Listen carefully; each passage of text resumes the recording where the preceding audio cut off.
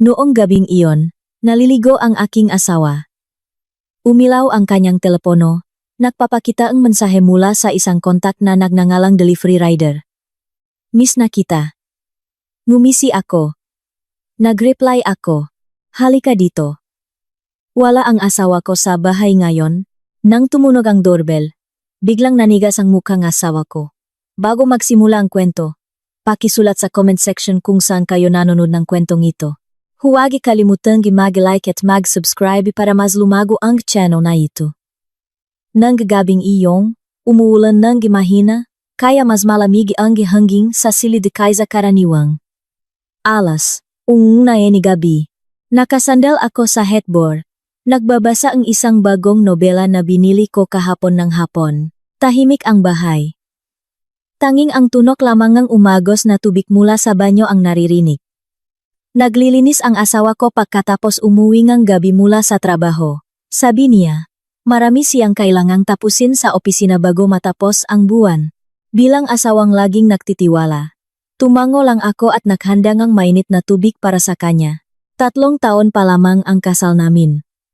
Ang asawa ko ay isang napakaayos, organisado, at laging nagsisikap na maging perpekto sa harap ng lahat. Bihira siyang magalit, laging malumanay magsalita, at hindi nakakalimot bumili ng maliliit na regalo tuwing sweldo. Ngunit nitong mga nakaraang araw, pakiramdam ko ay may hindi nakikitang distansya sa pagitan namin. Naging masyado siyang matamis, masyadong maalalahanin, na parabang may tinatago siyang malaking pagkakamali. Bihira akong makamali bilang asawa, ngunit ayaw kong maging isang babaeng nag-aakusa ng walang ebidensya.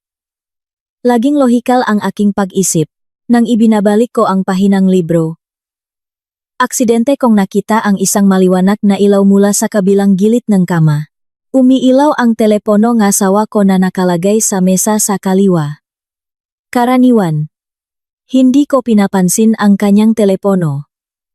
May kasunduan kami na respetuhin ang privacy ng bawat isa. Hindi ko kailanman sinusuri ang laman ng kanyang bag at hindi rin niya sinusuri ang nilalaman ng aking nga mensahe sa telepono. Ngunit ngayong gabi, ewan ko kung bakit may malakas na pagtulak sa aking dibdib na tingnan ang maliwanag na screen. Dahan-dahan kong ibinaba ang aking libro. Naririnig pa rin ang tunog ng tubig mula sa banyo. Hudyat na abala pa rin ang asawa ko sa pagbanlaw ng kanyang katawan. Dahan-dahan, nang walang ingay, gumapang ako patungo sa kanyang tabi ng kama. Gusto ko lang tumingin sandali, upang matiyak kung iyon ay isang mahalagang mensahe mula sa opisina o isang abiso lamang mula sa isang online shopping app. Nagpapakita ang screen ng telepono ng isang abiso ng maikling mensahe. Ang pangalan ng kontak sa screen ay karaniwan lamang. Nakasulat doon ang paboritong LBC delivery rider. Sa simula, naisip ko, bakit magpapadala ng mensahe ang isang rider ng gabi? May naiwan ba siyang package o may package na ihahatid bukas ng umaga? Ngunit nang basahin ko ang preview ng mensahe sa ilalim ng pangalan ng kontak, parang huminto ang tibok ng puso ko ang ilang segundo. Napakaliit ang nakasulat na pangungusap, ngunit mayroon itong napakalaking kapangyarihang manira. Miss na kita. Nanigas ako sa tabing kama. Nahirapan akong huminga. Hindi ako kumurap na nakatingin sa screen ng telepono na nagsimulang lumabo bago tuluyang dumilim. Agad na gumana ang aking lohika. Pinagsasama-sama ang mapiraso ang puzzle na nakakalat sa aking isip. Walang delivery rider na magpapadala ng mensaheng miss na kita sa kanyang customer ng alas 11 ng gabi. Impossible iyon. Ang tanging pinakamakatuwirang paliwanag ay ang pangalan ng kontak ay isang palayaw lamang. Pinalitan ng asawa ko ang pangalan ng ibang babae, ng pangalan ng rider upang linlangin ako kung sakaling aksidente kong makita ang kanyang telepono. Agad na sumugot sa aking dibdib ang galit, pagkabigo, at sakit. Nanginginig ang aking mga kamay. May malakas na pagnanais na kumatok agad sa pinto ang banyo. Ihagis ang telepono sa kanyang mukha at sumiga ang nga sumpa sa kanyang kasinungalingan. Gusto kong makita ang kanyang mukha na gumuho kapag nahuli. Gusto kong umiyak at suntukin ang kanyang dibdib. Ngunit huminga ako ng malalim at dahan-dahang inilabas. Ipinikit ko ang aking mga mata sandali upang pakalmahin ang ingay sa aking dibdib.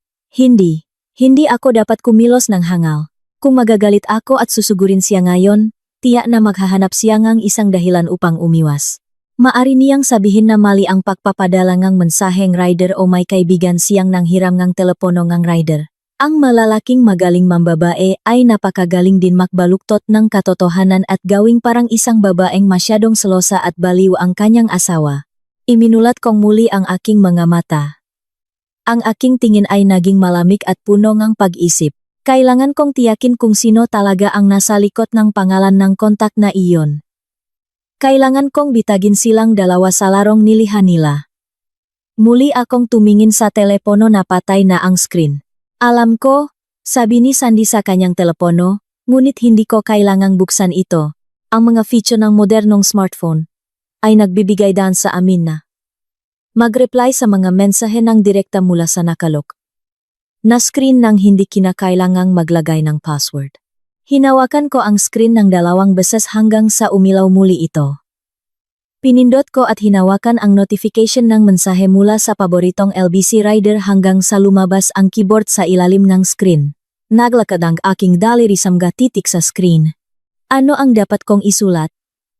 Kung magre-reply ako ng mensaheng galit o magtatanong kung sino ito, tiyak na malalaman agad ng kanyang kabit na ang asawa ang may hawak ng telepono. Agad siyang aatras at buburahin ang lahat ng bakas. Kailangan kong sumagot na parabang ako ang aking asawa. Kailangan kong magbigay ng pain na hindi niya matatanggihan. Sangiti ang panunuya sa aking labi at pusong kasing lamig ng yelo. Maingat kong tiny pa ang tugon. Maingat kong pinili ang bawat salita upang magmukhang mga salita na sasabihin ng isang lalaking naghahanap ng pagkakataon sa kabilang ng kakulangan. Wala ang asawa ko sa bahay ngayon. Halika, mahal. Binasa ko ulit ang pangungusap. Maikli, malinaw, at napakaanyaya. Nang walang pag-alinlangan, pinindot ko ang send button. Lumipat ang mensahe. Nakita ko ang checkmark na naging asul, na nagpapahiwatig na naipadala na ang aking mensahe at malamang ay nabasa na. Dahil sigurado akong hawak ng babae ang kanyang telepono, nahihintay ngang tugon mula sa asawa ko. Matapos may padala ang mensahe, agad kong pinindot ang power button upang muling dumilim ang screen ang telepono. Inilagay ko ang telepono sa eksaktong posisyon nito. Naalala ko pa ang bawat detalye ng gulong pagkahilik nito at ang distansya nito mula sa bedside lamp. Sinisiguro na walang ni 1 sentimetro ang nabago.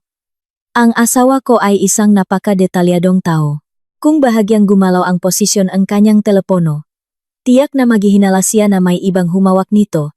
Nagmadali akong bumalik sa aking tabingang kama. Inayos ko ang kumot, kinuha muli ang aking nobela, at inilagay ito sa aking dibdib. Pinatay ko ang bedside lamp sa aking kanan. Iniwan ang isang madilim na ilaw mula sa banyo. Ikiniling ko ang aking katawan, nakatalikot sa pintong banyo, ipinikit ang aking mga mata, at inayos ang aking pahinga upang maging napaka-regular at malalim, tulad ng isang taong natutulog na mahimbing. Ilang minuto pakaraan, huminto ang tunog ng tubig mula sa shower. Narinig ang tunog ng pinto ng banyo na dahan-dahang binuksan. Ang mayabak na asawa ko ay narinig na na naklalakat sa sahig ng kahoy na aming silid. Ang malamig na hangin na may amoy ng sabon ay kumalat sa buong silid, sa dilim.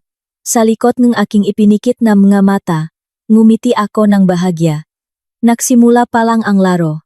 Maghihintay ako at titingnan kung gaano katalino ang asawa ko na itago ang kanyang kasamaan ngayong gabi. Lumabas ang asawa kong banyo na may tuwalya na nakabalot sa kanyang baywang. Sumilip ako sa siwang ng aking bahagyang bukas na mga pilikmata. Sinusubaybayan ang bawat galaw niya sa pamamagitan ng refleksyon ng salamin ng vanity table na eksaktong nasa tapat ng kama. Ang liwanag mula sa ilaw engkalye na tumatagos sa siwanging kurtina ay sapat upang matulungan akong makita ng malinaw ang silweta ng kanyang katawan. Pinatuyo niya ang kanyang buhok gamit ang isang maliit na tuwalya at pagkatapos ay lumakad palapit sa nightstand. Tulad ng aking hula, ang una niyang ginawa pagkatapos maligo ay suriin ang kanyang telepono. Kinuha niya ang manipis na bagay, hinawakan ang screen nito at ang kanyang mukha ay agad na niliwanagan ang liwanag mula sa screen ang telepono. Pinigil ko ang aking paghinga, naghihintay na reaksyon mula sa kanya, sa pamamagitan ng refleksyon ng salamin. Nakita kong malinaw kung paano biglang nagbago ang ekspresyon ng kanyang mukha sa loob lamang ng ilang segundo. Ang kaswal na ngiti na dati nakapinta sa kanyang mukha ay nawala ng walang bakas. Lumaki ang kanyang nga mata na nakatitik sa screen. Nanginginig ang kanyang kamay na may hawak ng telepono. Mabilis niyang pinunasan ang screen, na parabang hindi siya makapaniwala sa kakabasa pa lang niya. Ang kanyang mukha na dating namumula pagkatapos maligo ng mainit na tubig ay ngayon ay naging putlang-putla. Nahirapan siyang lumunok. Nanigas ang kanyang katawan. Tumingin siya sa akin ng napakabagal at maingat. Sinubukan niyang tiyakin kung tulok na ba talaga ako. Nanatili ako sa aking posisyon. Hindi gumagalaw ni 1 milimetro. At patuloy na inaayos ang aking paghinga ng normal hanggat maaari. Alam kong abalang-abala ang kanyang utak ngayon, sinusubukang unawain kung bakit may mensahe ang tugon na naipadala mula sa kanyang telepono. Habang siya ay nasa banyo. Nahak ba ang kanyang telepono o ang kanyang asawa ang sumagot? Nababalutan ng takot ang buong galawang kanyang katawan. Nagsimula siyang maglakat-lakat ng walang ingay malapit sa aparador. Ginulo ang sarili niyang buhok dahil sa pakabigo. Mukha siyang takot na takot. Siguradong naisip niya na ngayong gabi, malalaman na ang kanyang sikreto. Nang umabot ang tensyon sa silit sa rurok nito, malakas na tumunog ang doorbell ng pinto sa harap, pumunit sa katahimikan ng gabi. Ding-dong! Biglang huminto ang asawa ko. Nanigas siya sa kanyang kinatatayuan na parang rebultong yelo. Nakatitik ang kanyang mamata sa pinto ngang silit ng may takot. Muling tumunog ang doorbell sa pangalawang pagkakataon. Ding-dong! Ito ang tamang pagkakataon para ako kumilos. Huminga ako ngang mahina. Nakunwari nakagigising lang mula sa isang napakagandang tulog. Umunat ako. Pinunasan ang aking mga mata at iniangat ang aking ulo para tingnan siya. Honey! Bati ko na may malat na boses na isang kagigising lang. May nag-doorbell ng ganito kalalim na gabi. Pakibuksan mo ang pinto. Baka importante. Nagulantang ang asawa ko nang marinig ang boses ko. Tumingin siya sa akin, na may napilitang ngiti. Oh, mahal. Bubuksan ko na. Matulog ka na lang ulit.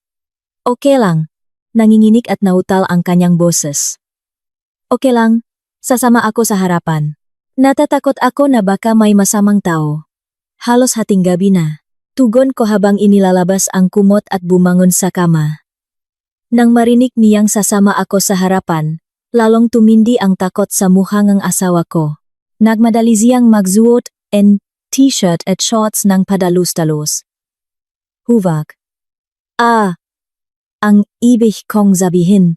Mahintay ka na lang dito. Ako na ang bahala. Malamig sa labas. Pigil niya sa tono na masyadong mabilis at kinakabahan. Hayaan na. Mahal. Sabay nating tingnan. Sabi ko sa matigas na tono na hindi mapakunwari. Naglakat ako ng mas maaga sa kanya palabas ngang silit. Walang ibang pagpipilian ang asawa ko kundi sumunod sa likod ko na may nagpapaliban-libang na mga hakbang. Ramdam ko ang kanyang takot na kumakalat sa hangin. Siguradong dumating kami sa sala. Sinindihan ko ang pangunahing ilaw. Napakabagal na lumakat ang asawa ko patungo sa pinto. Na parabang naglalakat siya patungo sa bitayan. Ang kanyang nanginginig na kamay ay abot ang hawakan ng pinto at pinihit ito. Dahan-dahang bumukas ang pinto. Agad na pumasok ang malamig na hangin ng gabi. Sa aming beranda, sa ilalim ng dim na ilaw ng kalye, nakatayo ang isang lalaki. Hindi isang babaeng maganda ang ayos tulad ng kinatatakutan ng aking asawa, kundi isang binata na nakasuot ng pulang unipormeng jacket ng kumpanya ng kuryer. Nakasuot siya ng half-face helmet na bukas ang visor. Hawak niya sa kanyang kamay ang isang maliit na kahon ng package. Binitawan ng aking asawa ang isang napakahaba at malakas na hininga, na parabang nakaligtas lang siya sa parusang kamatayan. Agad na nawala ang tensyon sa kanyang mga balikat. Mukha siyang labis na nagpapasalamat hanggang sa halos umiyak nang makita ang lalaki sa harap niya. Magandang gabi, sir. Ito ba talaga ang bahay ni Mr. Dika? Tanong ng rider sa medyo malat na boses. Oh, tama. Ako nga. Sagot ng asawa ko sa boses na biglang bumalik sa lakas at punong kumpiyansa. Ito po ang package para sa inyo. Sabing rider habang iniaabot ang maliit na kahon. Tinanggap ito ng asawa ko na may malaking ngiti. Tapos, tumingin siya sa akin na nakatayo sa likod niya. Sabi ko na nga ba, mahal? Ito lang yung delivery rider na madalas nagde-deliver ng package para sa akin. Masipag talaga siya. Kanina lang. Nagpadala siya sa akin ng mensahe. Sinasabi na nadaanan niya ang lugar na ito pauwi. Kaya idinaan na rin niya yung inorder kong kape. Madali at perpektong inayos ng aking asawa ang kasinungalingan. Naisip niya na ang kanyang dahilan ay napakatuwid upang takpan ang mensahe sa kanyang telepono kanina. Pakiramdam niya ay nanalo na siya sa laro ngayong gabi. Ah, ganun ba? Napakasipak naman niya. Gabi-gabi pa rin nagtatrabaho. Sabi ko na may palangiting tingin sa rider. Gayunpaman, sa likod ng aking ngiti. Matalim kong tiningnan ang lalaking nakasuot ng pulang jacket. Ako ay isang taong napakapansin sa maliliit na detalye. Ang lalaking ito sa harap ko ay nakasuot ng jacket ng delivery rider, ngunit maraming mali sa kanyang galaw. Ang isang tunay na delivery rider na nagtatrabaho hanggang gabi ay tiyak na magmumukhang pagod. Gustong tapusin agad ang kanyang gawain. Ibigay ang package, huminging pirma o litrato, pagkatapos ay umalis. Ngunit ang lalaking ito ay iba. Mula nang buksan ang pinto, hindi nakatuon ang kanyang mamata sa aking asawa o sa package na dala niya. Ang kanyang mamata ay patuloy na gumagalaw, sumisilip sa loob ng aming bahay. Tiningnan niya ang kisameng beranda, eksaktong kung saan nakakabit ang CCTV ng aming bahay. Ang kanyang mga mata ay pagkatapos ay tumago sa loob ang sala, pinagmamasdan ang layout ng sofa, ng TV table, at ang pinto na nagugnay sa sala at sa family room. Ang lalaking ito ay hindi naghahatid ng package. Ang lalaking ito ay nagmamatiyag. Nagsasaulo siya ng planong aking bahay. Maraming salamat po, sir. Mag-ingat po kayo sa daan. Sabi ng asawa ko habang iniaabot ang 50 pesos bilang tip. Salamat po, sir. Paumanhin, tugon ng rider. Yumuko siya sandali, pagkatapos ay umikot at lumakat patungo sa kanyang motorsiklo na nakaparada ng medyo malayo sa gate ng aming bahay. Isinarang ng asawa ko ang pinto ng bahay at nilok ito. Bumaling siya at niyakap ako ng mahigpit. Paumanhin, mahal. Nagambala ang tulog mo dahil sa delivery guy na ito. Bumalik na tayo sa kwarto. Sabi niya sa napakasayang tono. Nalabis na taliwas sa kanyang pakabahala. 5 minuto na ang nakalipas. Naglalakad siya sa harap ko habang pinaglalaruan ang package sa kanyang kamay. Iniisip na siya ang pinakamatalinong lalaki sa mundo dahil nagawa niyang linlangin ang kanyang asawa. Nanatili ako sa salangi ilang sandali. Tinitigan ko ang papalayong likod ng aking asawa. Ang kabit niya ay hindi pala bobo. Ginagamit ng babae ang isang bayarang delivery rider para magatid ng package bilang alibi kung hindi ligtas ang sitwasyon sa bahay o kung nabasangang iba ang mensaheng kode na kanyang ipinadala. Ang larong ito ay mas maayos at mas mapanganib kaysa sa inaakala ko. Pero nakamali silang ang pinili na kalaban. Hindi ko hahayaan ang mga taong ito na tapakan ang aking dangal sa sarili kong tahanan. Sige, mag-enjoy ka sa seguridad mo ngayong gabi, mahal. Bulong ko sa aking sarili na may malamig na ang ngiti. Bukas ang umaga, alamin ko kung sino talaga ang pekeng delivery rider na iyon. Pinatay ko ang ilaw sa sala at sinundan ang aking asawa papasok sa silid. Bumaksak ang katawan ng asawa ko sa kama at sa loob ng ilang minuto, nagsimulang marinig ang kanyang mahinang pahilik na bumubuo sa silid. Tulok na tulok siya.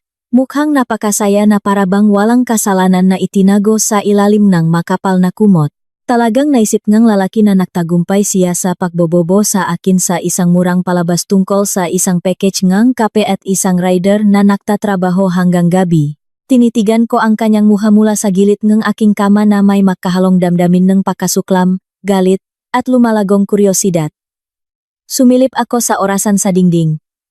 Alas, 11:30 ng gabi. Ganap nang huminto ang ulan sa labas. Naiwan ang lamig na tumatagos sa buto at ang amoy ng basang lupa na sumisilip mula sa siwang gintana.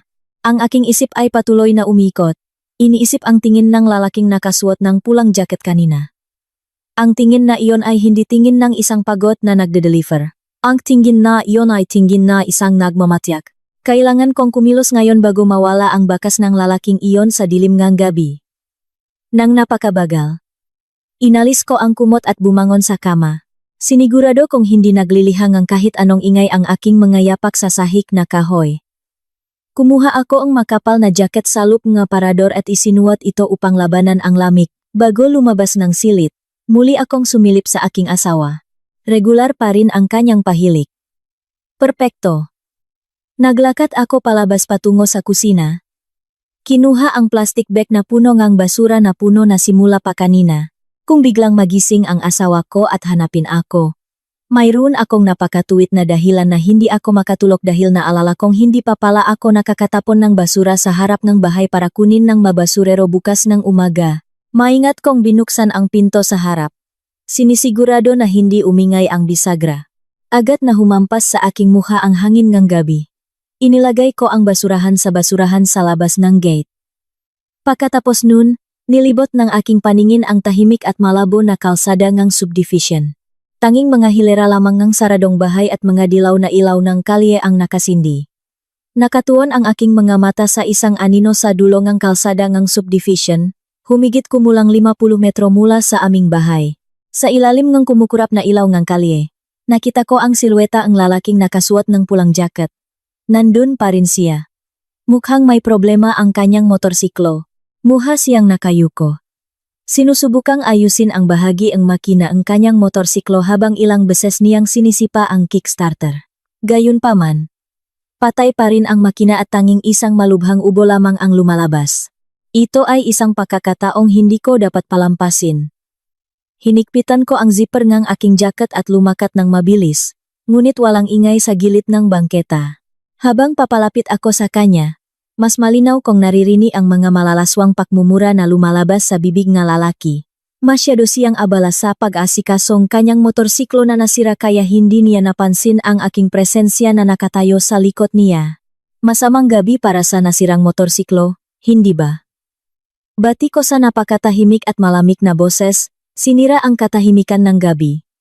Nagulat ang lalaki. Lumundak siya paatras hanggang sa halos tumama ang kanyang likod sa posteng ilaw. Nanigas ang kanyang mukha nang makita niya akong nakatayo sa kanyang harap na nakatiklop ang dalawang kamay sa kanyang dibdib. Siguradong nakilala niya ang aking mukha bilang asawaeng lalaking binisita niya ilang minuto na ang nakalipas. Ma'am. Ano po iyon? Ma'am? Tanong niya na may nanginginig na boses. Sinubukan niyang ngumiti. Ngunit ang ngiti ay mukhang napakakipot at napilitan. Nagagalaw ang kanyang mamata na nakatingin sa paligid ng tahimik na kalsada. Na parabang naghahanap ng paraan upang makatakas. Hindi mo na kailangang makunwari na bobo sa harap ko, sabi ko habang humakbang ako ang isang hakbang pasulong, pinapaikli ang distansya sa pagitan namin. Alam kong hindi ka isang tunay na delivery rider, at alam kong ang mensahe na pumasok sa telepono nga. Asawa ko isang oras na ang nakalipas na nakasulat miss na kita. Galing iyon sa numerong ginamit mo. Naisip mo bang ako ay isang babaeng walang pinag-aralan at hindi marunong bumasa? Lalo pang pumuti ang muhang lalaki. Nahirapan siyang lumunok. Ewan ko po. Ma'am. Delivery rider lang po ako. Anong mensahe po? Wala po akong naipadala na ganyang mensahe. Mali po ang pagkakaintindi ninyo. Tanggi niya sa peking boses na parang nalilito at pinagbibintangan. Ngumiti ako ng mapanukso. Nakamali ngang pagkakaintindi? Sige. Kung nakamali ako ngang pagkakaintindi, ayusin natin ang problemang ito sa istasyon ng pulis ngayon. Sa dulong subdivision na ito, may istasyon ng pulis na 24 oras na nagbabantay. Ire-report kita sa kasong verbal sexual harassment dahil sa pagpapadala ngang malaswang mensahe sa numero ng residente at pati na rin sa kasong panggugulo. Oh, huwag kalimutan. May screenshot ako ngang mensahe, ang numero ngang telepono mo, at ang footage ng CCTV ngang bahay ko na malinaw na nakakuha ngang mukha mo habang tinitingnan mo ang loop ngang bahay ko kanina. Handa ka bang mawalan ng iyong mahalagang trabaho at matulog sa likod ng rehas? Nang marinig ang aking banta na sinabi sa flat ngunit nakamamatay na tono, agad na gumuho ang depensa ng lalaki. Ibinagsak niya ang wrench na kanina niya pahawak sa aspalto. Nanginginig ang kanyang katawan. Ikinuyom niya ang kanyang dalawang kamay sa harap ng kanyang dibdib, na may mukha na nakmamakaawa tulad ng isang bata na nahuling naknanakaw ngang kendi. Ma'am, paumanhin. Huwag po ninyo akong i-report sa pulis. Mahirap lang po ako, ma'am. Utusan lang po ako. Nagmamakaawa siya na may biglang nagbago at naging napaka-emosyonal na boses. Binayaran ako para gawin ang lahat ng ito. Tinitigan ko siya ng matalim, sinusubukang basahin ang katapatan sa likod ng kanyang galaw na mga mata. Sino ang nakutos sa iyo? Sabihin mo ang lahat ng totoo. O kaya'y sisigaw ako ngayon din para hulihin ka ang seguridad ng subdivision na ito at kalatkarin ka sa istasyon ng pulis. Miss Anita po ang pangalan niya. Ma'am. Sagot niya ng napakabilis. Na para bang ang masalita ay nasa dulo ng kanyang dila kanina pa. Siya ang nagbayad sa akin. Wala akong alam sa kanilang relasyon. Ginang, isa lang akong freelance rider na nangangailangan ng dagdag na pera. Inutusan ako ni Binibining Anita na i-save ang numero ni Ginoong Dika at bigyan ako ng mga instruksyon. Kung hihilingin niya sa akin na magpadala ng mensahe ng kode tulad ng kanina, nangangahulugan iyon na gusto niyang tiyakin kung ligtas ang bahay ni Sir o hindi. Kung sinagot ng Sir ang mensahe, magre-report lang ako sa kanya. Ngunit kung mapanganib ang sitwasyon o kung nasa bahay si Mrs., kailangan kong maghatid ng package ng kape bilang dahilan upang hindi mabunyak ang kanilang lihim. Ipinaliwanag niya ang lahat ng humihingal. Ang kanyang kwento ay napakatuwid. Ang lahat ng piraso ang puzzle ay tila natakpuan ang kanilang lugar. Ang aking asawa ay nagtataksil sa isang babaeng nagnangalang Anita na napakaliko at maingat. Gumagamit ang babae niya ikatlong partido upang mapanatili ang kanilang lihim na relasyon. Magkano ang binayaran niya sa iyo para sa maruming gawaing ito? Tanong ko sa mapanghamak na tono. ₱40,000 para sa bawat pagkakataon na inutusan akong mahatid ng pekeng package? Ma'am, pakiusap. Patawarin niyo po ako. Nangangako po ako na hindi ko na po uulitin ang gawaing ito. Ibablock ko na po ang numero ni Binibining Anita ngayong gabi, sabi niya habang patuloy na nakayuko ang kanyang ulo. Tumahimik akong ilang sandali. Hinayaan ang katahimikan ng gabi na muling bumalot sa amin. May kakaibang pakiramdam sa aking puso. Ang aking instinto ay nagsasabi na may mali sa lalaking ito. Sinasabi niya na siya ay mahirap at desperado. Ngunit ang leather jacket na suot niya sa ilalim ng kanyang courier vest ay mukhang mamahalin. Inamin niyang natatakot. Ngunit masyado siyang madaling ibinulgar ang pangalan ng kanyang amo na nakbayad sa kanya ng walang anumang pagtutol. Ang isang inupahang rider na nagtatrabaho sa madilim na mundo ay karaniwang may mas mataas na katapatan upang mapanatili ang kanyang pinagkukunan ng kita o hindi bababa sa subukang magsinungaling ng mas matagal. Ngunit ang lalaking ito ay sumuko sa isang banta lamang. Gayunpaman, sa ngayon, ayaw kong ipakita ang aking hinala sa kanya. Kailangan kong gamitin ang sitwasyong ito para sa aking sariling kapakinabangan. Kailangan ko ang isang piyesa ang chess na magagamit ko upang sirain si Anita at ang aking asawa. Pakinggan mo ng mabuti. Sabi ko habang itinuturo ang kanyang muha. Hindi kita ire-report sa pulis ngayong gabi. Ngunit may isang kondisyon na hindi maaring paktawaran. Mula sa sandaling ito, hindi ka na nagtatrabaho para sa murang babaeng nagngangalang Anita. Nagtatrabaho ka na para sa akin. Magiging espiya ka para sa akin. Anumang plano na iniutos sa iyong babay, kailangan mo munang i-report sa akin. Naintindihan mo? Agad na tumango ang lalaki. Mukhang napakamasunurin at nakahinga ng maluwag. Naunawaan ko po, ma'am. Gagawin ko po ang lahat ng ipapagawa ninyo basta huwag lang po akong ikulong. Nangangako po akong tutulungan ko po kayong bitagin silang dalawa. Magaling. Ibigay mo ang iyong telepono. Utos ko. Dinukot niya ang kanyang bulsang pantalon na may nanginginig na kamay at ibinigay sa akin ang kanyang telepono. Inilagay ko ang aking numero nga telepono sa kanyang kontak na may palayaw na hindi kahina-hinala. Pagkatapos nito, ibinalik ko sa kanya ang telepono. Huwag kang maglakas-loop na subukang linlangin ako o takasan ako. Naitala ko na ang plate number ng iyong motorsiklo at mayroon akong matibay na ebidensya upang ikulong ka anumang oras na gusto ko. Hintayin mo ang aking manggatagubilin bukas. Banta ko bilang pagtatapos ang aming pag-usap ng gabing iyon. Opo, ma'am. Maraming salamat po sa kabaitan ninyo, sabi niya habang paulit-ulit na yumuyuko. Bumaling ako at bumalik sa aming bahay nang hindi lumilingon. Mas lumakas ang hangin ng gabi. tumago sa aking jacket. Sa aking isip, ang pangalan ni Anita ay patuloy na umaalingaw-naw tulad ng nakamamatay na lason. Ang aking asawa at ang kanyang kabit ay naglalaro ang apoy sa loob ang aming kasal. Ngayon naman, ako ang susunok sa kanilang dalawa hanggang sa maging abo. Ngunit ang aking pagdududa sa reader kanina ay hindi nawala. Ang lalaking iyon ay masyadong magaling umarte. May mas madilim na sikreto na itinago niya sa akin. At alamin ko ang katotohanan bukas ng umaga sa tulong ng tanging taong pinakapaniwalaan ko sa mundo. Dahan-dahan kong binuksan ang pintong bahay. Nilok itong mahigpit at bumalik sa kwarto upang matulog sa tabingang lalaking malapit nang umiyak sa kanyang sariling kahangalan. Kinabukasan, maliwanag na sumikat ang araw, na parabang nanunudyo sa madilim na ulap na bumabalot sa aking puso. Gumising ang asawa ko na may malawak na ngiti sa kanyang mukha, kumikilos ng matamis tulad ng dati. Niyakap niya ako mula sa likod habang nagluluto ako ng almusal sa kusina. Hinahalikan ang tuktok ng aking ulo at nagsasabi ng salita ng pag-ibig na ngayon ay tunok tulad ng sirang plaka sa aking mga tainga. Laging mabango ang luto mo, mahal. Ay, nga pala. Mukhang hihingi akong counting late ngayong gabi. May buwan ng meeting evaluation kasama ang board of directors na hindi ko maaring lisanin, sabi niya habang kinakain ang toasted bread sa hapag-kainan. Pinigilan ko ang biglaang pagduwal na bumabalot sa aking tiyan. Alam kong ang board meeting ay isa lamang kasinungalingan. Tiyak na gumagawa siyang plano upang makipakita kay Anita. Pinilit kong ngumiti ng tapat at tumango. Okay lang mahal. Magtrabaho ka ng maaga. Ha? Huwag kalimutang kumain ng tanghalian para hindi makasakit. Tugon ko sa tono ng boses na puno ng pagmamahal. Pakaalis ang asawa ko papunta sa trabaho gamit ang kanyang kotse. Hindi ako nag-aksaya ang kahit isang segundo. Agad akong naglinis ang sarili. Nagpalit ng komportableng damit.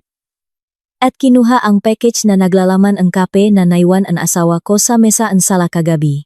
Inilagay ko ang kahon sa aking bag kasama ang isang piraso ang papel na naglalaman ang tracking number na nakasulat sa kahon at ang plate number ng motorsiklong rider kagabi na naisasaulo ko na. Inilabas ko ang aking kotse sa karaha at nakmanoho sa kalye na lungsot na nagsisimula ng dumami ang sasakyan. Ang aking tanging layunin gayong umaga ay ang bahay ni Sari. Si Sari ay matagal ko ng kaibigan simula pa nung high school kami. Siya ay isang dalagang nagtatrabaho bilang freelance graphic designer. Ngunit sa likod ng kanyang trabaho, si Sari ay may espesyal na kakayahan na hindi alam ng marami. Siya ay isang digital forensics expert. Kung gusto mong malaman ang sikreto ng isang tao sa online world, si Sari ang tamang tao upang hukayin ito hanggang sa kaibuturan. Dumating ako sa bahay ni Sari kalahating oras pakaraan. Binuksan niya ang pinto na may buhagag pa rin na buhok at makapal na salamin sa kanyang ilong. May hawak siyang tasa mainit na itim na kape. Diyos ko! Vera! Bihira kang dumating sa bahay ko ng ganito kaaga nang hindi nakpapaalam. Anong meron? Bati niya na may kunot no. Ayoko nang magpaligoy-ligoy, Sari. Ang aking kasal ay nasa bingit ng pagkasira at kailangan ko ang tulong mo ngayon din. Sabi ko na may seryosong muka habang lumalakad papasok sa kanyang bahay nang hindi naghihintay ng paanyaya. Nang marinig ang aking tensyonadong boses, agad na naging seryoso ang ekspresyon ni Sari. Inilagay niya ang kanyang tasa ang kape sa mesa at nilok ang pinto sa harap. Upo ka. Sabihin mo sa akin ang lahat mula simula hanggang wakas. Ano ba talaga ang ginawang asawa mo? Umupo ako sa sofa sa kanyang sala at nagsimulang ikwento ang lahat ng nangyari kagabi nang walang anumang detalye na nakaligtaan. Ikinuwento ko ang tungkol sa mensahe mula sa delivery rider. Ang tugon na ipinadala ko sa pagdating ng lalaking nakasuot ng pulang jacket hanggang sa resulta ng aking pagtatanong sa dulo ng alsada ng subdivision. Maingat na pinakinggan ni Sari ang aking kwento. Lumaki ang kanyang mamata sa pagkagulat at galit nang marinig ang pangalan ni Anita. Pare-pareho lang talaga ang malalaki. Laging maling utak ang ginagamit sa paggawa ng desisyon. Bumungat si Sari na may emosyonal na tono. Kaya ano ang gusto mong hilingin sa akin ngayon? Naglabas ako ang isang piraso ang papel mula sa aking bag at inilagay ito sa mesa. Ito ang pangalan ng kabit niya, si Anita. Ito ang plate number ng motorsiklo ng bayarang rider. At ito ang tracking number ng pekang package na dinala niya kagabi. Pakiramdam ko may mali sa rider na iyon. Napakadali niyang sumuko ng bantaan ko.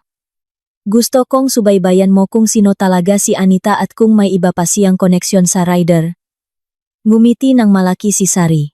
Ito ang aking pangunahing specialty. Bigyan mo ako ng kaunting oras. Binuksan ni Sari ang kanyang desktop computer na may dalawang malalaking monitor. Nagsimulang sumaya ang kanyang mga daliri sa keyboard ng may kamanghamanghang bilis. Binuksan niya ang iba't ibang mga application window. Nag-type ng mga keyword. Hinanap ang mga numero ng sasakyan sa open database. At sinubaybayan ang pangalan ni Anita sa iba't ibang konektadong platform ng social media. Umupo ako sa tabi niya na may mabilis na tibok ng puso. Nakatingin sa mga hilera ng mga numero at kumukurap na mga larawan sa screen ng monitor. Pakalipas ng halos 45 minuto, huminga si Sari ng malalim at huminto sa kanyang paggalaw. Bingo! Nakahanap ako ng isang napaka-interesanteng bagay.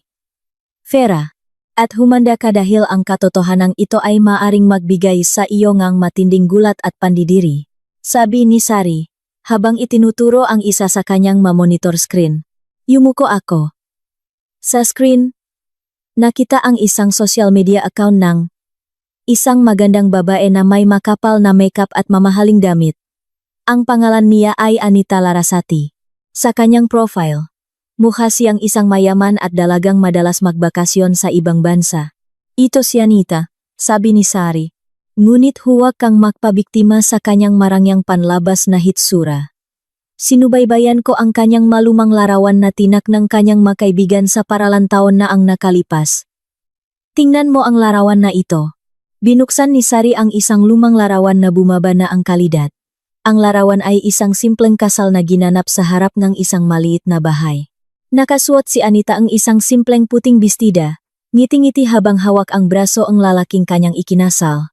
Nanlaki ang aking mamata na parang luluwa na. Kumakabok ng matindi ang dibdib ko. Ang lalaking nakatayo sa tabi ni Anita sa larawan ng kasal ay eksaktong kapareho ng delivery rider na nakasuot ng pulang jacket na dumating sa aming bahay kagabi. Siya si Hendra. Sandali. Ito ang rider na iyon. Sigaw ko na may pigil na boses. Kaya ang rider na nakunwari na utusan ay asawa pala ni Anita? Tumango si Sari na may malungkot na mukha.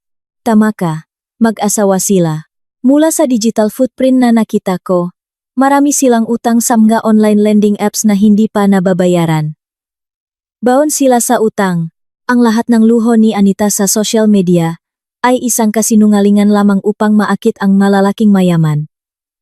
Hindi lang ito ordinaryong kaso ang pambabae, Vera. Ang iyong asawa ay target ng isang sindikato ng pananakot ng mag-asawa. Ang pahayag ni Sari ay tumama sa aking ulo na parang isang martilyo. Lahat ay naging napakatuwid ngayon. Hindi nakakagulat na maingat na tiningnan ng rider ang kondisyon ng aking bahay. Hindi nakakagulat na madali niyang ibinigay ang pangalan ni Anita ng bantaan ko. Dahil bahagi iyon ngang kanilang backup plan. Kung mahuli, si Anita ang mananawagan sa aking asawa. Samantalang si Hendra, ang kanyang asawa, ang mananawagan upang subaybayan ang sitwasyon, saulohin ang layout ng bahay, at tiyakin kung kailan walang tao sa bahay. Ngunit bakit nila kailangan ang isang walang lamang bahay? Karaniwang ginagawa ang pangingikil sa mga hotel o apartment. Bakit sila nagpupumilit na pumasok sa aking bahay? Bigla kong naisip ang package na nasa aking bag pa rin. Agad kong kinuha ang kahon at inilagay sa aking kandungan. Vera, ano iyon? Tanong ni Sari na nakakunot ang no. Ito ang package ng kape na inihatid ni Hendra kagabi. Inakalangang asawa ko na ito ay alibilang para makita niya si Hendra. Sagot ko habang pinakmamasdan ang kartong selyado ng malinaw na tape. Kumuha ako ang gunting mula sa mesa ni Sari at pinutol ang tape. Binuksan ko ang takip na karton. Sa loob, mayroong silver aluminum foil na pakete na naglalaman kurong kape. Napakabango nga mo'y nito. Ngunit ang bigat na pakete ay tila kakaiba ng buhatin ko ito. Nang napakamaingat, pinunit ko ang itaas na bahaging plastic packaging. Ibuhos ko ang bahaging kape sa isang maliit na plato na nasa mesa ni Sari. Ginamit ko ang dulong gunting para hukayin ang bundok ng maitim na kape. Biglang tumama ang dulong gunting ko sa isang matigas na bagay na nakatago sa ilalim ng pakete. Nakatinginan kami ni Sari na may tensyonadong muka. Ginamit ko ang dalawa kong daliri para hilahin ang bagay na iyon mula sa tumpok ng kape. Mahigpit na nakabalot ang bagay na iyon sa napakanipis na water-resistant plastic upang hindi madumihan. Nilinis ko ang mga natirang kape na nakadikit sa labas ng plastic at tiningnan ang bagay na iyon na may takot na bumabalot sa aking mga ugat. Iyon ay isang voice recorder at isang napakaliit na wireless mini camera. Kasing laki lamang ng hinlalaki ng isang nasa hustong gulang.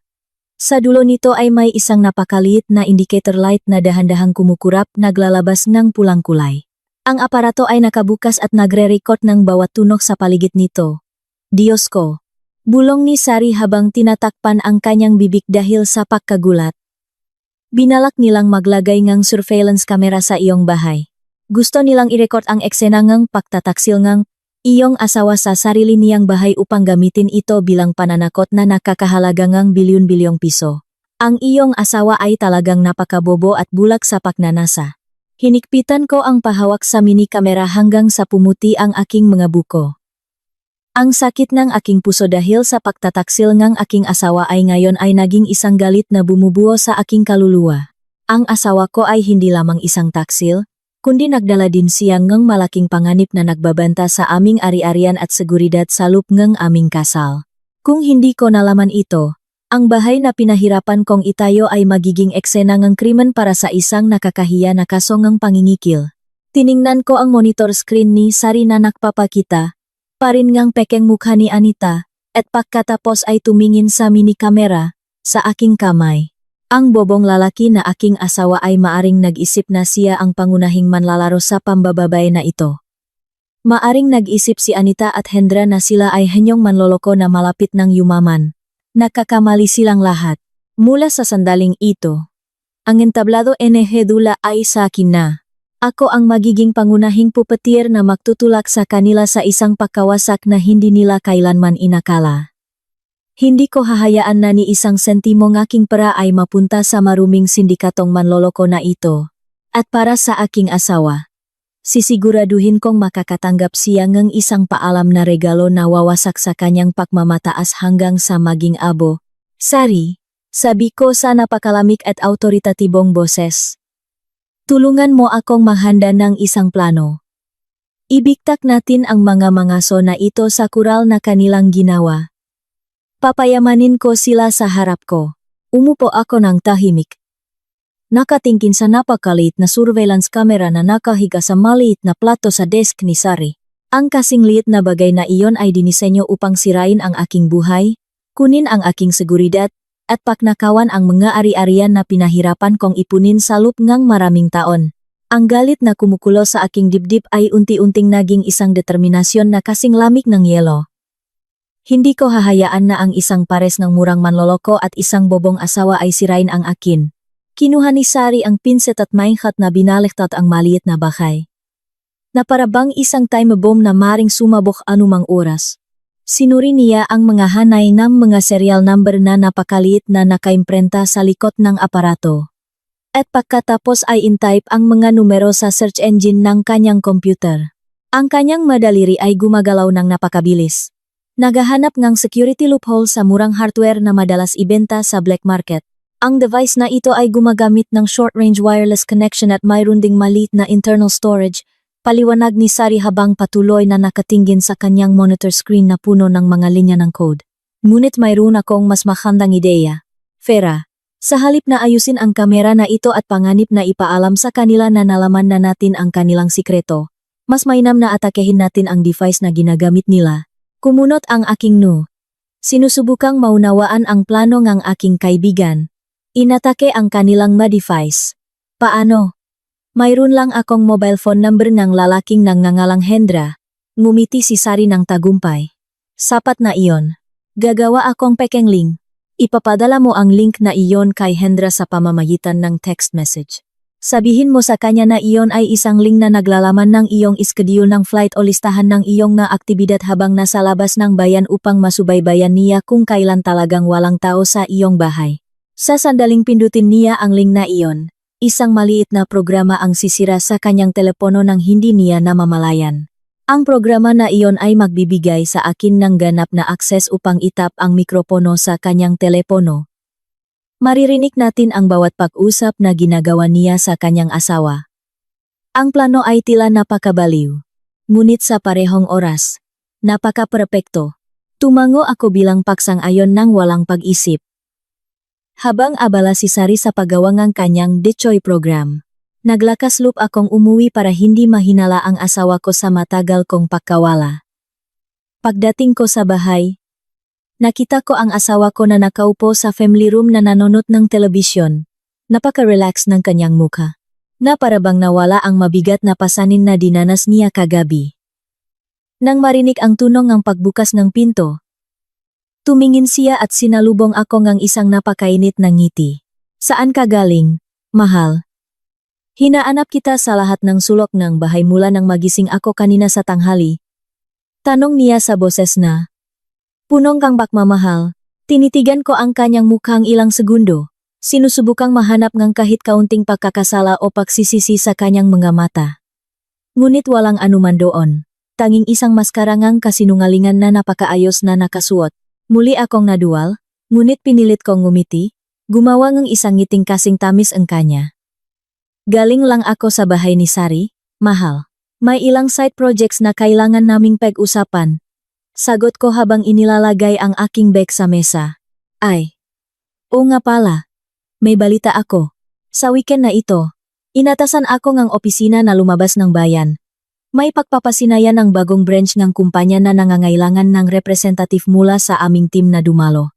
Maaring manatili ako doon ng 2 gabi.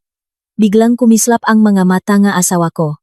Bagamat mabilis niyang sinubukan itago ito sa isang pekeng malungkot na ekspresyon. Talaga, sa weekend na ito.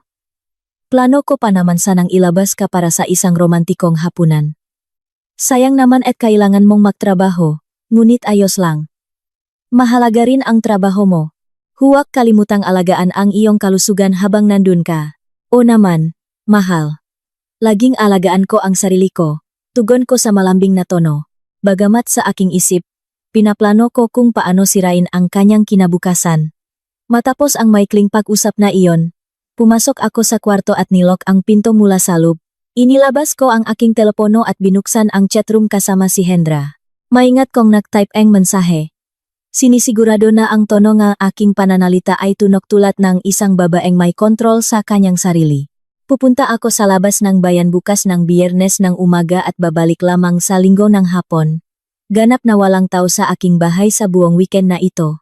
Ito ang detalyadong iskediul ng aking paglalakbay upang malaman mo ng eksakto kung kailan ka dapat maging alerto. Ibigay mo ang impormasyong ito sa babaeng nangangalang Anita. Tandaan. I-report mo sa akin ang bawat galaw niya. Matapos mag-type ng mensahe, isinama ko ang pekeng link na ipinadala ni Sari ilang minuto na ang nakalipas. Pinindot ko ang send button at naghintay na may medyo mabilis na tibok ng puso. Wala pang 5 minuto. Nakpakita ang mensahe ng blue checkmark. Nabasa na ito ni Hendra. Ilang segundo pakaraan, pumasok ang kanyang tugon. Opo, ma'am. Nabuksan ko na po ang link ng schedule. I-report ko po agad ito kay Binibining Anita. Huwag po kayong mag-alala, ma'am. Nasa panig po ako ninyo ngayon. Ngumiti ako ng panunuya sa pagbabasa ng kasuklam-suklam na tugon na iyon. Talagang naisip niya na ako ay isang bobong asawa na madali niyang maloloko. Hindi nagtagal. Nagvibrat ang aking telepono. Isang tawag ang pumasok mula kay Sari. Agad kong sinagot at inilapit ang telepono sa aking tainga. Vera, kinain ng isda ang pain. Sabi ni Sari sa mahinang boses na puno ng tuwa. Pinindot ng bobong lalaki ang link. Nagawa kong makapasok sa sistema ng kanyang telepono at binuksan ang mikropono nito mula sa malayo. Pakinggan mo ito. Iko-konekta ko ang kanyang boses sa ating tawag. Nawala ang boses ni Sari. Pinalitan ngang mahinang kaluskos. Pagkatapos, narinig ko ang tunog ng pinto na isinara ng malakas. Pagkatapos, narinig ko ang tunog ng yabak at ang boses ng isang babae na tumatawa ng malakas. Iyon ay tiyak ang boses ni Anita. Kumusta, mahal? Talaga bang naniwala ang bobong asawa niya sa palabas kagabi? Tanong ni Anita sa napakaarta at nagtatagumpay na boses. 100% naniniwala. Sagot ng boses ng lalaki na lubos kong kilala bilang boses ni Hendra. Hinarang pa nga niya ako sa daan at binantaan. Sinabi niya sa akin na maging espiya niya. Naisip niya na ipakakanulo kita para sa murang banta na iyon. Talagang bobong babae. Pareho silang humagalpak ng tawa. Ang kanilang tawa ay tunok na pakasakit sa tainga. Hinikpitan ko ang aking kamao hanggang sa pumuti ang aking ngakuko sa aking palat. Kung gayon, ano ang plano ngayon? Tanong muli ni Anita. Ang bobong asawa ay nagpadala sa akin ng mensahe. Sinabi niya na pupunta siya sa labas ng bayan mula Biyernes hanggang Linggo. Walang laman ang bahay. Ito ang ating gintong pagkakataon. Anita. Kontak Sambinara. Aw mayayamang lalaking nang nangalang. Di ka at mag-set ng appointment na makita sa kanyang bahay sa Biyernes ng gabi. Sabihin mo sa kanya na gusto mong maranasan ang sensasyon ng pakikipahalikan sa kanyang master bedroom. Siyempre, ang matandang lalaking iyon ay tiyak na matutuwa. Napakadali niyang kontrolin. Napakayaman niya, pero napakabobo niya, sabi ni Anita na may mapanghamak na tono sa aking asawa. Magaling, sabi ni Hendra na puno nga sakiman.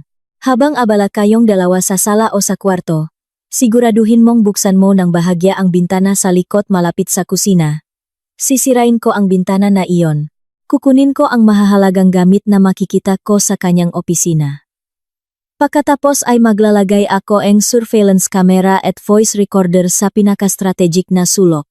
Kapag nakuha na natin ang video recording ng kanilang pagtataksil na walang damit, makakaroon tayo ng nakamamatay na sandata. Makano ang mahuhutot natin sa kanya ngayon? Mahal? Tanong ni Anita sa boses na puno nga sakiman. Minimum 2 milyon. Sagot ni Hendra ng matatag. Ang lalaking nagnangalang Dika ay isang top-level manager sa isang malaking kumpanya. Hindi niya gugustuhin na masira ang kanyang pangalan at karera dahil sa isang iskandalosong video. Tiyak na babayaran niya ang anumang halaga na hihingin natin upang hindi umabot ang video sa kanyang asawa at sa pamunuan ng kanyang kumpanya. Pagka natanggap na natin ang pera, alis na tayo sa siyudad na ito at magsisimula ng bagong buhay. Ang tawag ay pagkatapos ay pinutol ni Sari. Muling bumalot ang katahimikan sa aking silit, ngunit ang aking isip ay umaling-aungaw ng napakalakas. Lahat ng kanilang masasamang plano ay nabunyak na ngayon ng napakalinaw at detalyado sa aking sariling tainga. Hindi lang sila manloloko, kundi mapanganib din silang kriminal. Ang awa na maaring natira sa pinakamaliit na sulok ng aking puso para sa aking asawa ay tuluyang nawala ng walang bakas. Nagdala siya nagugutom na lobo sa aming kasal. Nararapat sa kanya ang lahat ng parusa na darating sa kanya. Tumayo ako mula sa gilid ng kama. Lumakat patungo sa vanity table. At tiningnan ang refleksyon ng aking muha sa salamin. Ang mamatang tumitingin pabalik sa akin ay hindi mga mata ang isang mahina at walang magawa na biktima. Iyon ay mga matang ang isang mangangaso na handa ng pakawalan ang kanyang pananang eksakto sa puso ng kanyang mga kaaway. Nagsimula pa lang ang laro ng master puppeteer at sisiguraduhin kong magtatapos ang palabas na ito sa isang trahedya na hindi nila kailanman malilimutan sa buong buhay nila. Dumating din sa wakas ang pinakahihintay na Biyernes. Medyo maulap ang panahon ngayong umaga. Na parabang sinusuportahan ng kalikasan ang madilim na kapaligiran na gumagapang sa loop ng aking bahay. Nagising ako ng mas maga kaysa karaniwan at nagsimulang mag-empakan ng aking mga damit sa isang medium-sized na maleta. Inilagay ko ang ilang damit sa mesa ng opisina, pantalon, damit panligo, at mga toiletries na may napakatahimik at regular na paggalaw. Nakatayo ang asawa ko sa bungat ng pinto ng kwarto. Pinakmamasdan ang bawat galaw ko na may mga matang nagtatago ang labis na kagalakan. Sumandal siya sa hambangang pinto, na may malungkot na muha na nakakadiri tingnan. Kailangan mo bang ganun kalaking maleta? 2 araw ka lang alis. Mahal. Sabi niya sa boses na sadyang ginawang parang ayaw niyang umalis ako. Isinara ko ang zipper ng aking maleta at tumingin sa kanya habang nagbibigay ng malambing na ngiti. Kailangan kong magdala ng ilang pares ng sapatos para sa pagpapasinaya mamaya. Mahal. Mamawa ko ang zipper ng sapatos para sa pagpapasinaya mamaya. Bukod pa rito, gusto kong maging handa kung sakaling hilingin sa akin ng aking amo na palawigin ang aking assignment ng isa pang araw. Hindi mo kailangang mag-alala. Siguradong uwi ako agad pagkatapos ang lahat ng aking gawain. Nilapitan ako ng asawa ko at niyakap ng mahigpit. Hinalikan niya ako sa noo ng paulit-ulit, tiyak na mamimiss kita ng sobra. Napakatahimik at walang laman ng bahay na ito nang wala ka dito. Mag-ingat ka, ha? Huwag kalimutang magbigay ng balita tuwing makarating ka sa iyong patutunguhan. Ang pakukunwari na lumabas sa kanyang bibig ay nagdulot ng matinding pagduwal sa aking tiyan. Ngunit pinigilan ko ang aking sarili ng buong lakas upang hindi itulak ang kanyang katawan palayo. Ginantihan ko ang kanyang yakap ng may parehong lakas. Ginagampanan ang aking papel bilang isang mapagmahal na asawa na lubos na nagtitiwala sa kanyang asawa ng napaka-perpekto. Mamimiss din kita, mahal. Huwag kalimutang ilok lahat ng pinto at bintana pagdating ng gabi. Ingatan mo ng mabuti ang bahay natin habang wala ako.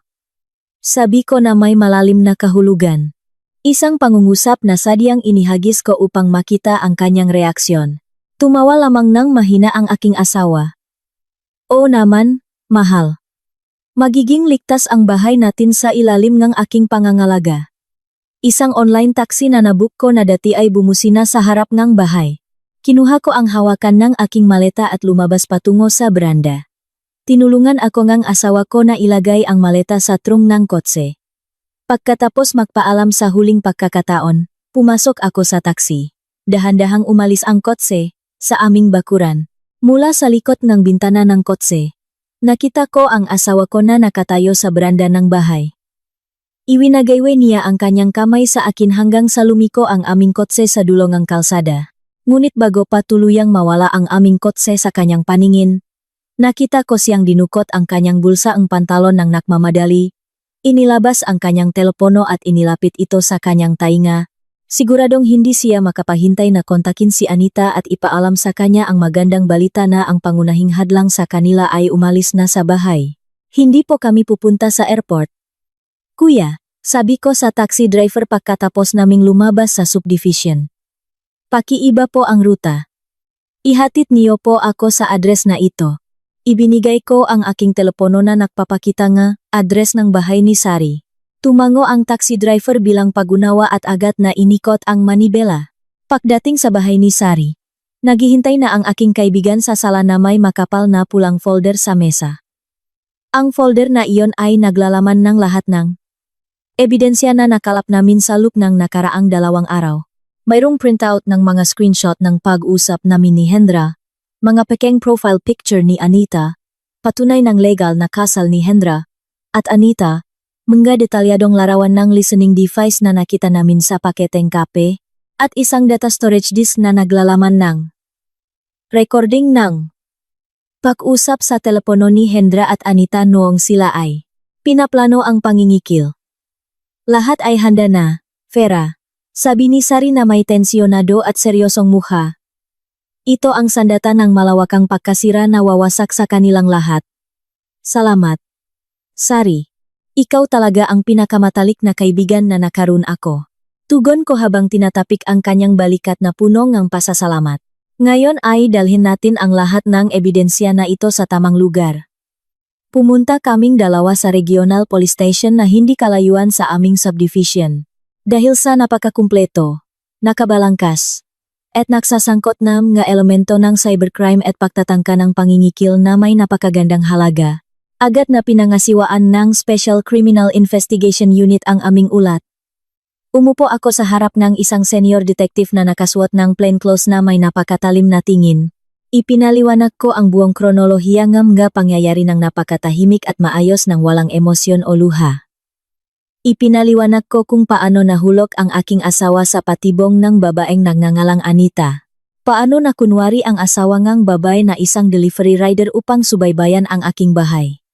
At paano nila binalak na maglagay ngang nakatagong kamera upang pilitin ang aking asawa na magbigay ngang bilyon-bilyong piso.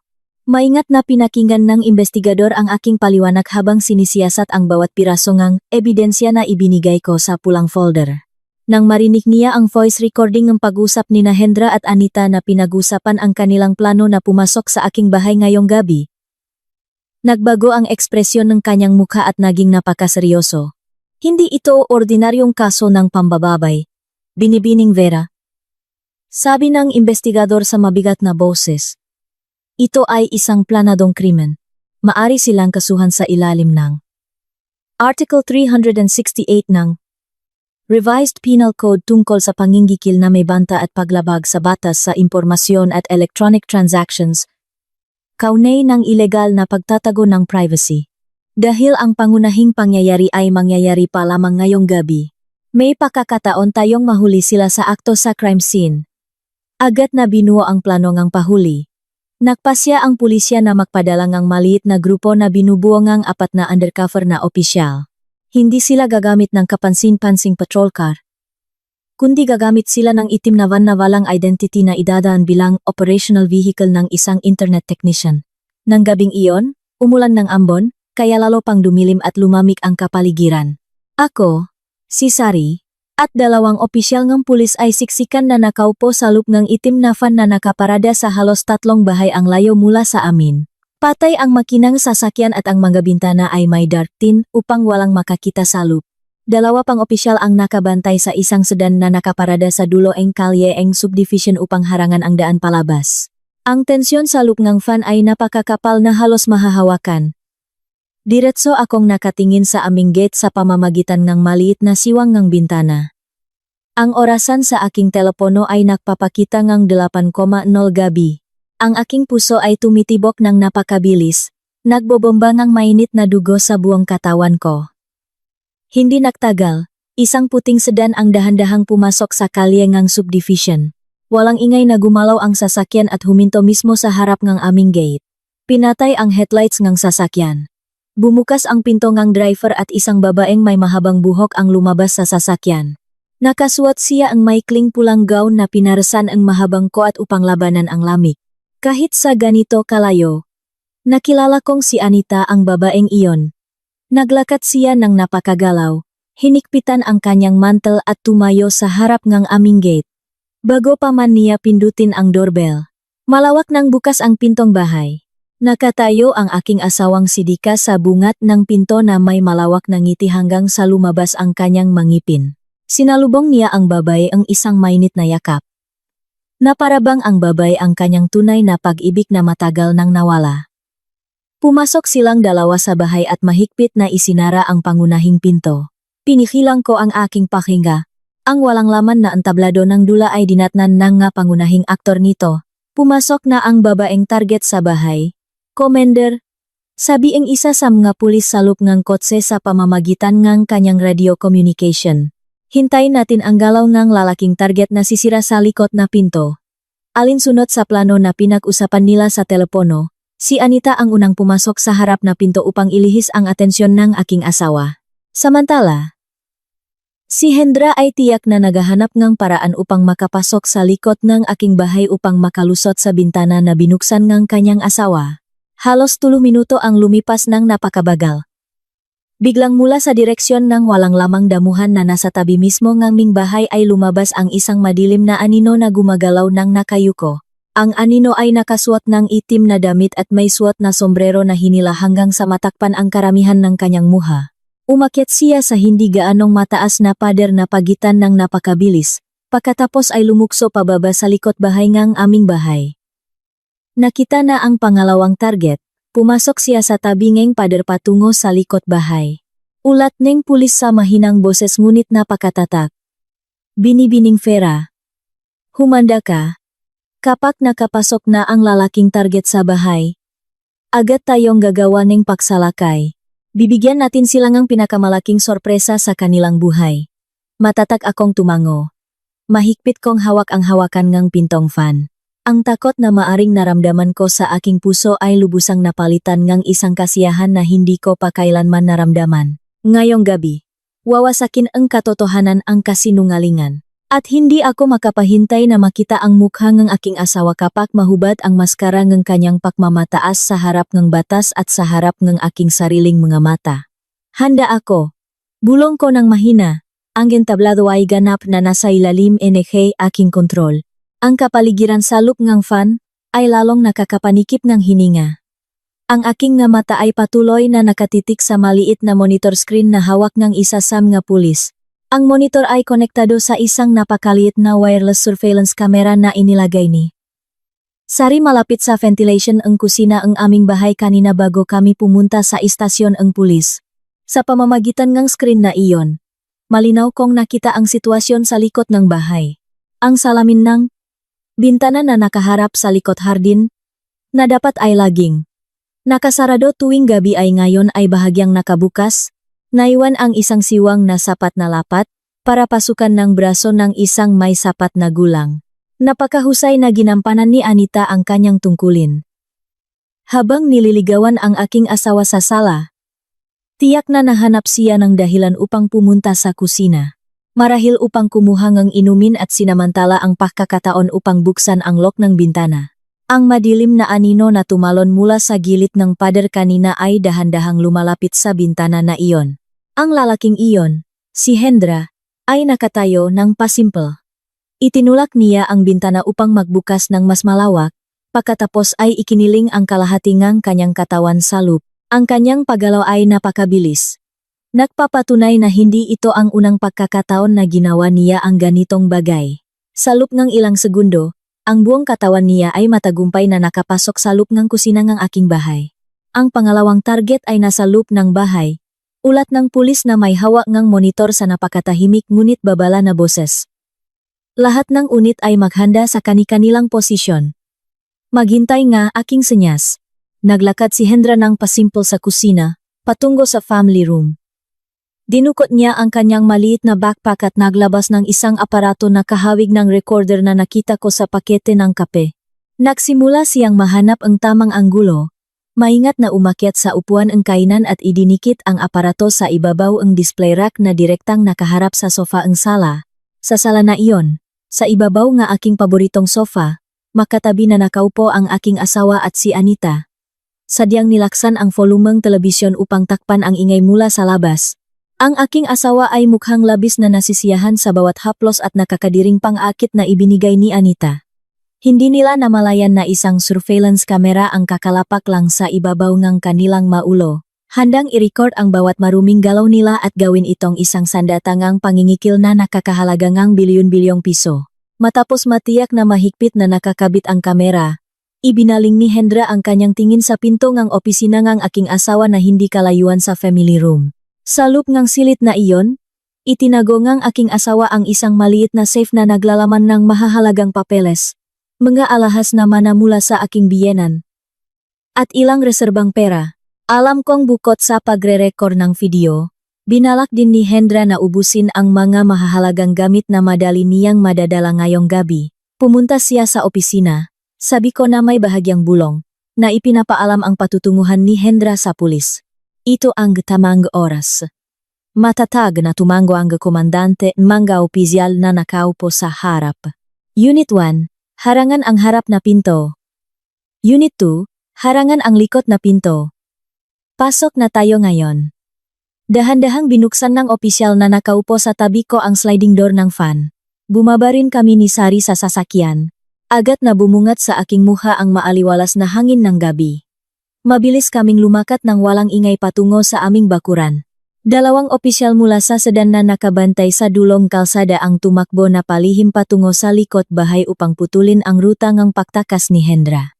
Samantala, ako at ang komandante ng opisyal ay nakatayo mismo sa harap ng aming pangunahing pinto. Mabilis na tumibok ang aking puso. Bumabangga sa aking mga tadyang. Ito ang sandali na matagal ko nang hinihintay simula pa kagabi. Ang sandali kung saan babagsakin ko ang lahat ng pekeng mundo na itinayo ng lalaking taksil na iyon. Inilabas ko ang aking duplikat key ng bahay mula sa bulsa ng jacket na may bahagyang nanginginig na kamay dahil sa pagtaas ng adrenaline. Isinuksok ko ang susi sa butas eng susian. Pinihit ito eng 2 beses. Pagkatapos ay itinulak ang hawakan eng pinto pababa. Bumukas ang pangunahing pinto ng walang anumang tunog ng pagkaluskos dahil laging nilalagyan ko ang lubricant ang mga bisagra nito. Lumakat kami papasok sa madilim na sala. Mula sa family room, malinaw na naririnig ang mapangakit na tawa ni Anita at ang malalim na boses ng aking asawa na nakatalo sa ingay ng telebisyon. Naglakad ako ng mas maaga sa pulis, Naglalakat ng napakaganda at may kumpiyansa na parang isang reyna na pumapasok sa kanyang trono.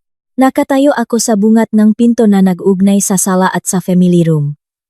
Makayakap silang dalawa na nakaupo sa sofa. Bahagyang bukas na ang tsamisa ng asawa ko at hinahaplos ni Anita ang dibdib ng asawa ko. Makalapit ang kanilang mga mukha. Isang tanawin na dapat sanang makasakit ngang puso ng isang asawa. Ngunit para sa akin ngayon, ang tanawin na iyon ay isang murang palabas lamang.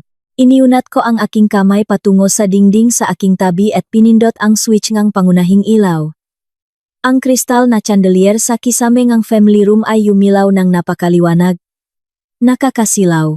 Bigla itong humampas sa kanilang dalawa. Nagulantang ang aking asawa at si Anita na parang dalawang daga na nahuli sa ilalim ng ilaw ng flashlight. Agad silang nagbitawan ng yakap at bumaling sa akin na lumalaki ang mga mata. Parang huminto ang oras sa silit na iyon. Nakatingin sa akin ang aking asawa na kalahati ang bukas ang bibig. Ang kanyang muha na dating namumula dahil sa pagnanasa ay ngayon ay naging kasing puting bangkay na kakababalang sa libingan. Ilang beses siyang kumurap, na para bang sinusubukang gisingin ang kanyang sarili mula sa isang napakateribleng bangungot. Tiyak na hindi siya makapaniwala na ang kanyang asawa na dapat ay nasa labas ng bayan ngayong gabi ay biglang nakatayo sa kanyang harapan na may malamig na tingin. Vera, ang boses ng aking asawa ay lumabas na parang mahinang tunok na nakakaawa. Akala ko ba ay nasa labas kang bayan? Ngumiti ako ng bahagya. Isang ngiti na hindi man lang umabot sa aking mga mata. Surprise. Sabi ko sa flat na tono na umalingaw-ngaw sa buong silid. Kasabay nito, narinig ang malakas na kaguluhan mula sa kusina. Tunog ang bumaksak na bagay. Sinundan ngang pigil na sigaw at malakas na pagbagsak sa sahig. Si Hendra, na sumusubok na buksan ang pinto ng opisina, ay nahuli at napigilan ng dalawang pulis mula sa likod na pinto. Nang marinig ang kaguluhan, tumalon si Anita mula sa sofa. Ang kanyang magandang mukha ay ngayon ay nababalutan ang matinding takot. Tiningnan niya ang kusina na lumalaki ang mga mata. Pagkatapos ay tumingin sa akin na humihingal. Agad na gumuho ang kanyang pagpapanggap na babaeng masalan. Sinubukan niyang mahanap ng paraan upang makatakas. Ngunit ang komandante ng mapulis ay lumakat na mula sa likod ko. Hinaharangan ang tanging daanan palabas sa harap na pinto. Huwag gumalaw. Kami ay mula sa pulisya. Sigaw ang komandanteng nga pulis sa malakas na boses. Dalawang pulis mula sa kusina ang humila kay Hendra na nakaposas na ang mga kamay sa likod. Nang makita si Hendra na kinalatkat papasok sa family room at malinaw na nakita ang kanyang mukha sa ilaw, agad na nanghina ang katawan ni Anita. Napaupo siya sa marmol na sahig. Napagtanto na ang kanilang laro ay nagtapos sa ganap na pagkawasak. Ang aking asawa na hindi pa rin naunawaan ang nangyayari ay tumingin kay Hendra at Anita ng salit-salit na may bobong pagkalito. Mga pulis. Ano ito? Sino ang lalaking ito? Bakit siya nasa loob ng aking bahay? Tanong ng aking asawa na nanginginig ang boses. Tumingin siya sa akin na may tingin na nagmamakawang paliwanag. Ikinrus ko ang aking dalawang kamay sa harap ng aking dibdib at dahan-dahang lumapit sa kanya. Tiningnan ko siya ng diretso sa kanyang mamata na puno ng takot. Gusto mong malaman kung sino ang lalaking kakakuha lang sa iyong bahay? Mahal? Tanong ko sa boses na kalmado, ngunit matalim na pumutol sa kanyang dangal. Ang lalaking ito ang nahatid ng package ng kape sa ating bahay ilang gabi na ang nakalipas. Siya rin ang maglalagay ng surveillance camera sa silid na ito upang i-record ang iyong masasamang gawain.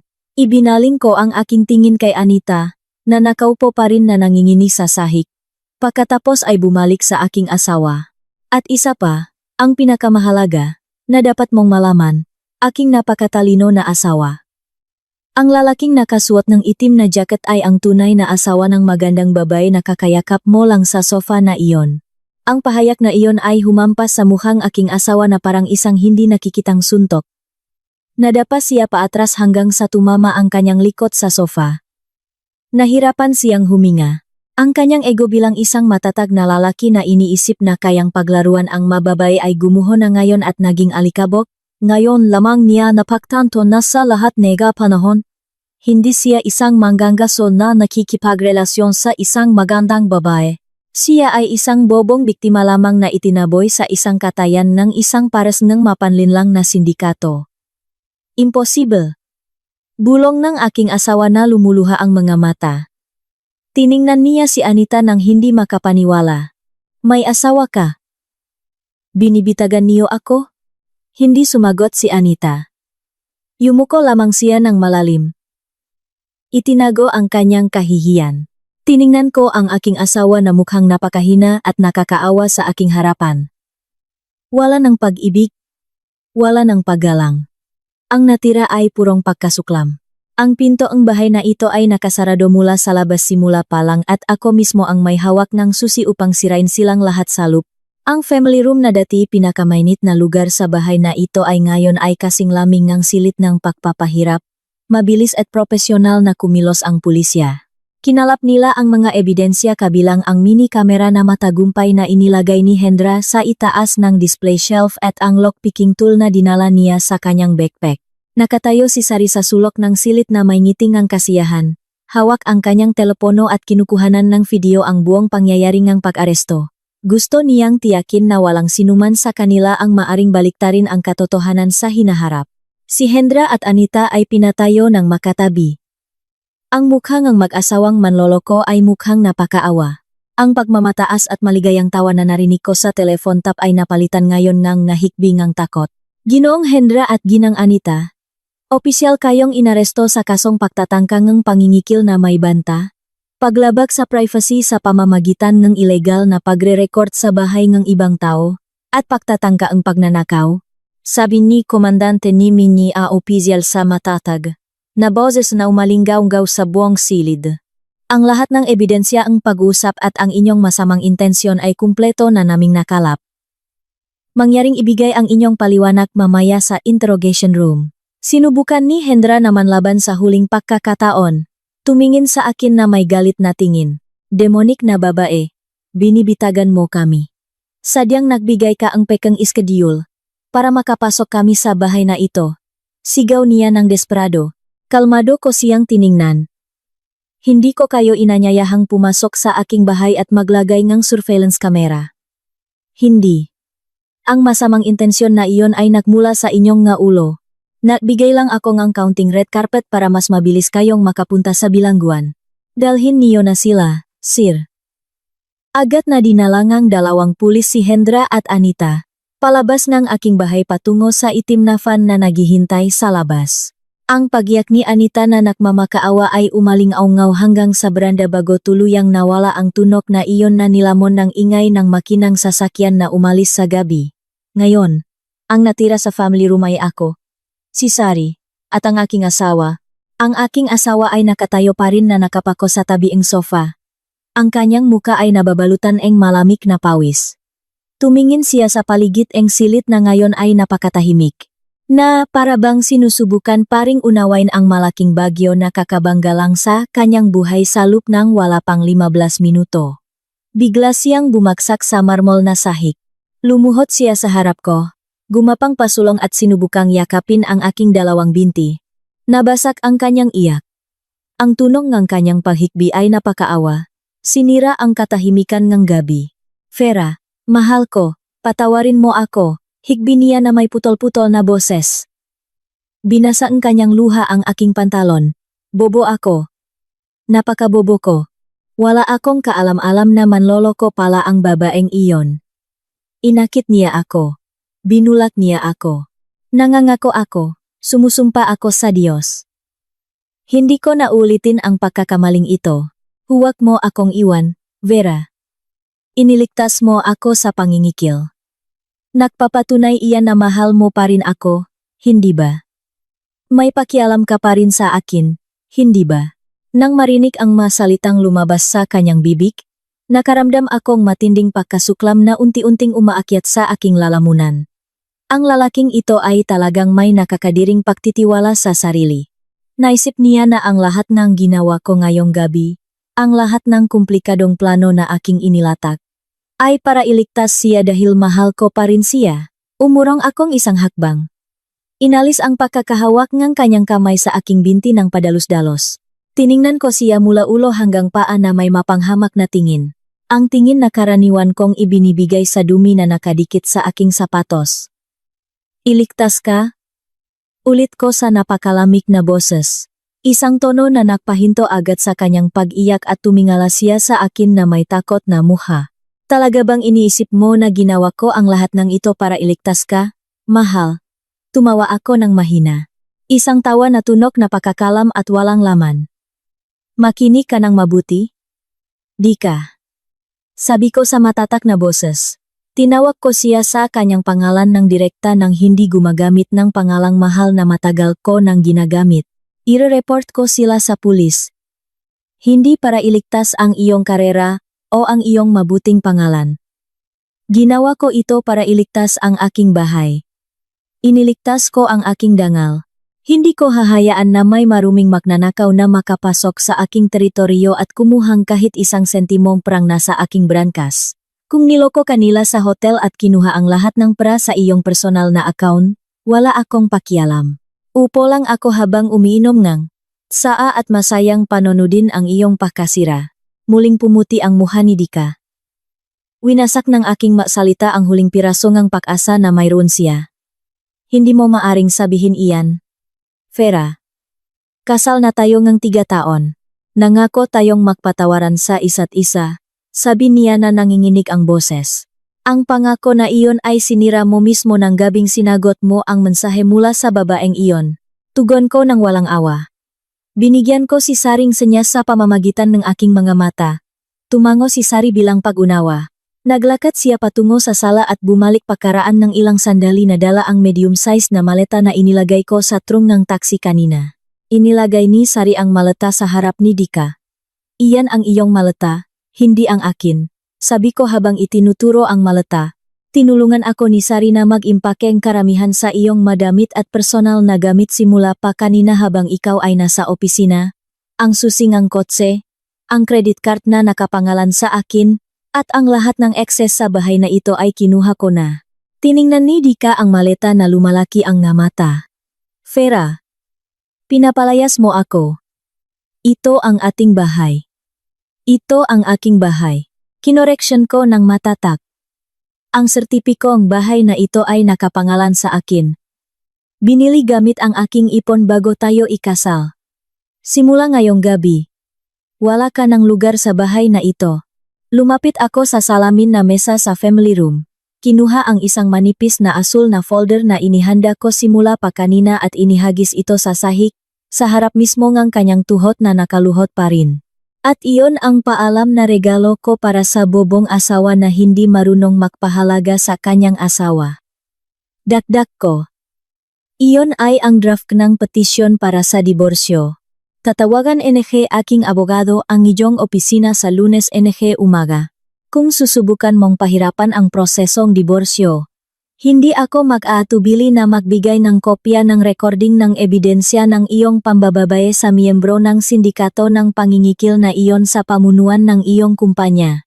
Sigurado akong hindi sila matutuwa na magkaroon ng isang manager na napakababa ng moral at madaling maloko. Lubusang bumagsak ang katawan ni Dika sa sahig. Tinakpan niya ang kanyang mukang kanyang dalawang kamay. Narinig ang isang malakas at nakakaawang pag-iyak ng pagsisisimula sa likod ng kanyang ngapalat. Nawala niya ang lahat ngayong gabi. Nawala niya ang kayamanan na gusto niyang protektahan. Nawala ang kanyang magandang kabit na naging isang manloloko. At ang pinakamasama sa lahat, nawala niya ang asawang laging nakatayo sa likod niya. Sari, tulungan mo si Ginoong Dika na dalhin ang kanyang maleta sa harap ng gate.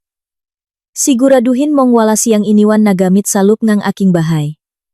Utos ko kay Sari. Bumalik ako at umakyat sa hagdan patungo sa aking silid sa ikalawang palapak. Iniwan si Dika na patuloy na umiyak, nagdadalam hati sa kanyang sariling kahangalan sa family room. Hindi ako lumingon kahit kaunti. Tuwid ang aking likod at napakagaan ng aking mga hakbang. Ngayong gabi, lumipas na ang bagyo. Ang bahay na ito ay maaring napakatahimik simula bukas. Ngunit, hindi bababasa. Ang hangin sa loob ng bahay na ito ay muling magiging sariwa, malaya sa amoy ng kasinungalingan at pagtataksil. Tahimik kong isinara ang pinto ng aking silid. Tapos na ang laro at matagumpay na natapos ng dalang ang palabas na ito sa isang napakagandang tagumpay.